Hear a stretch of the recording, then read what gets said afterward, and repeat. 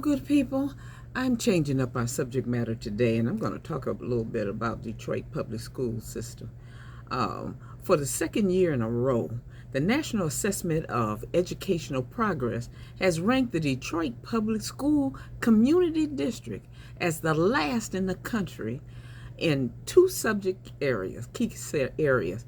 One of those areas that students are struggling the most with is math, along with reading. The literacy rate in Detroit are alarmingly low, according to the National Assessment of Educational Progress. More than 20 school districts were included in the report, with Detroit ranking last. Heavens to Murgatroyd. The DPSCD superintendent released this statement. Our scores are not a reflection of our students' talents or potential. Instead, they are indicative of a school system that has not implemented best practices regarding our curriculum, instruction, academic intervention, and school improvement for over a decade. Our students, parents, teachers, and principals are ready to embrace change for improvement. Now, this is my interpretation and my opinion. The superintendent just told us he's not doing his job. He's saying to us that all of these areas that he named, instruction, academic intervention, these are kind of things that he's over. And my understanding from teachers that are in my little group are complaining about some of the instructions or the types of things that he needs or wants them to do, which none have improved, evidently, because the second year in a row we're last academically in math and reading, have not worked. Now, one of the things that people should look at, and this again is my opinion, when you're putting a superintendent in place, you should choose someone who has been an educator, someone who has been in the classroom, someone that knows what the needs of the children, the parents, the administrators, and all staff involved with children. You need to be in the classroom. You need to be in the building where all of these things are happening. At least be a teacher or be a assistant principal or a principal where you see what's happening and what the needs are of our children. We should not be last. I am so upset, as you can see. Now, based on the corroboration of census data and the examination of socioeconomic factors, this is according to the National Educational Progress,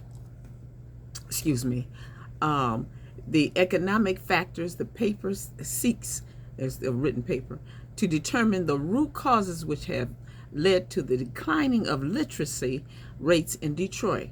Neighborhood divestment, politics of abandonment, crime dynamics, high incarceration rates, unemployment, low median house income. I don't see what your median in the household has to do with your successes. You can be productive and be poor. And there are plenty of examples out there that show you that you can be successful coming from a low income household. So we're not going to use that as an excuse. We need to find strategies that allow our children to have the attention span, stop this absenteeism, which is one of the greater problems, is absenteeism, not poverty. If you don't show up in the classroom, if you're not motivated to learn, then you will fail. And evidently, we are failing. I can't believe it. These statistics, I'm hoping, are incorrect. As one of these famous people say, the facts are lies. I hope. But we have got to do something. We got to get more involved as stakeholders and the students in the Detroit public area. And let me say this so that we won't harp on just my community. Throughout the nation, we're having problems with students learning, especially after this pandemic. Something shifted. Something has shifted. And we do have to do better. Now, let me let you know that the Detroit Public Schools Community District's highest ranking high school was Renaissance High. Awesome school. The number one highest ranking in the state of Michigan is the International Academy in Bloomfield, Michigan. Now, one of the things I wonder about is, how is it that people are on the school board, and this is not the entire school board, but how are people on the school board who have never taught a class? My goodness. It should be a criteria that at least you taught a class. You've been in the trenches. You see what is going on. But we have people on the school board who have never taught a class. I think you should be academically astute in teaching. Okay, I'm going to calm down now. I am concerned about our students. If you have suggestions, feel free to leave a comment.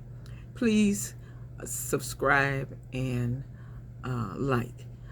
This is Diane. I'm signing off, and I apologize for if I sounded a little too passionate, but I am passionate about education. It does so many things for us and our students. You all have a great day now. Bye.